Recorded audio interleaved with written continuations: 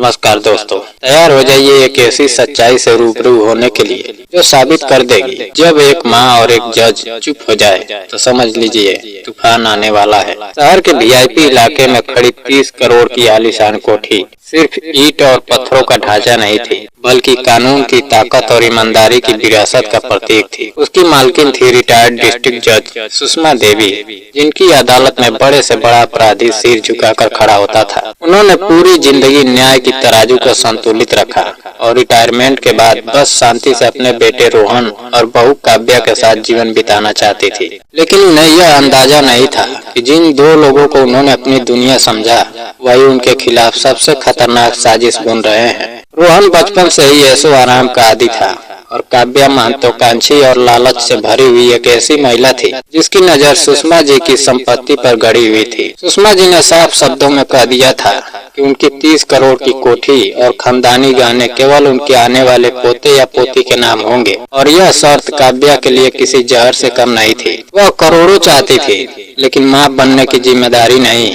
और इंतजार तो बिल्कुल भी नहीं। इसी लालच ने उसके भीतर की इंसानियत को मार दिया और उसने ऐसा षड्यंत्र रचा जिसने रिश्तों की पवित्रता को शर्मसार कर दिया। सुषमा जी को मोतियाबिंद की शुरुआती परेशानी थी और डॉक्टर ने उन्हें रोज रात को आंखों में डालने के लिए दवाई दी थी। काव्या ने एक दिन मौका देखकर उस आई ड्रॉप में जहरीला रसायन मिला दिया ताकि धीरे धीरे उनकी आंखों की रोशनी चली जाए। कुछ ही हफ्तों में सुषमा जी की नजर धुंधली होने लगी और फिर एक सुबह उन्होंने घोषणा की उन्हें कुछ भी दिखाई नहीं दे रहा। डॉक्टर ने भी जांच कर कह दिया कि उनकी आंखों की नसें खराब हो चुकी हैं और रोशनी लौटना असंभव है। उसी दिन से सुषमा जी ने काला चश्मा पहन लिया और हाथ में सफेद छड़ी थाम ली। रोहन और काव्या के लिए यह उनकी जीत का पहला कदम था। अब उन्हें लगा कि घर में उन्हें देखने वाला कोई नहीं है। उन्होंने सुषमा जी का अपमान करना शुरू कर दिया, खाने में जानबूझकर कमी रखना, गंदगी मिलाना, उनके सामने बेशर्मी से हंसना, यहाँ तक कि अपने अवैध संबंधों को भी नहीं छिपाना। उन्हें लगता था कि अंधी माँ कुछ नहीं देख सकती, लेकिन वे यह भूल गए कि न्याय करने वाला दिमाग आंखों से ज्यादा तेज होता है। महीनों तक सुषमा जी ने चुप रहकर सब सहा। उन्होंने अपने बेटे को कोरे कागजों पर साइन करते देखा। उन्होंने बहू की हर हरकत को महसूस किया। उन्होंने अपने कमरे के बाहर की हर आवाज को पहचाना और हर षड्यंत्र को अपने मन में दर्ज करती रही। फिर एक दिन काव्या ने नया दांव चला। वह खुश होने का नाटक करती हुई आई और बोली वह गर्भवती है। सुषमा जी ने एक पल को मौन साधा, फिर खुशी जताई और कहा अब उनकी संपत्ति आने वाले वारिस के नाम कर दी जाएगी। यह सुनते ही रोहन और काव्या के लालच को जैसे पंख लग गए। उन्होंने भव्य गोद भराई का आयोजन किया। 500 मेहमान बुलाए गए। शहर के नेता, पुलिस अधिकारी, पुराने जज और वकील सभी आमंत्रित थे। भव्य बैंक्वेट हॉल रोशनी और सजावट से जगमगा रहा था। मंच पर बैठी काव्या के चेहरे पर मातृत्व की खुशी से ज्यादा संपत्ति पाने का घमंड चमक रहा था। रोहन ने माइक संभाला और भावुक आवाज में माँ की महानता का गुणगान किया। फिर वसीयत की फाइल आगे बढ़ाई। पूरा हॉल शांत हो गया। सबकी नजरें सुषमा जी पर टिक गई। उन्होंने पेन पकड़ा, कुछ पल रुकी और फिर अचानक पेन जमीन पर फेंक दिया।